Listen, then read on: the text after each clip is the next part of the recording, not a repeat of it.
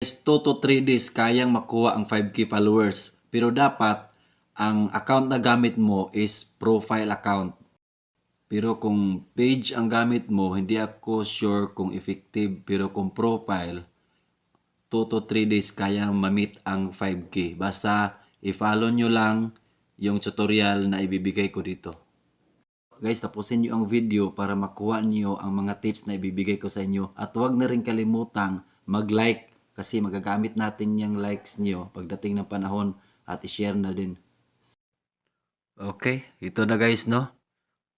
Una natin gawin, punta muna tayo sa friend request nyo. Lahat na nag-friend request nyo, i-accept nyo na kasi magiging followers nyo sila once ina-accept nyo sila. Okay, pagkatapos punta tayo sa home, tapos sa search, yung may search, click mo yung may search, dyan.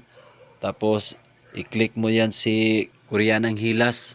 Kay Koreanang Hilas tayo mag-add ng mga friends kasi maraming mga content creator dito. Kaya, at saka sa like lang tayo pwede mag-add. Pakita ko sa inyo guys ha kung paano mag-like para makahako tayo ng mga followers. Marami kasi itong mga followers, 1.1 million. So, punta kayo sa more. Diba? Tapos, reels. Tapos, yung mga reels lang, kahit anong reels lang. Click nyo kahit anong reels. Doon kayo, doon sa una. Yan. Katapos, ilong press nyo lang yan sa baba ng like, yung may mga numbers. Number ng like, dyan. Long press nyo para lumabas yan. Pag lumabas na yan, kita nyo ba yung mga may blue color sa right side na may plus sign. Click nyo yan lahat. I-add nyo sila. I-add friend nyo sila dahil add friend nyo nila dahil once na i-accept nila sa akin hindi na kasi full na. So once i-accept nila ang friend request nyo, automatic na maging followers nyo sila.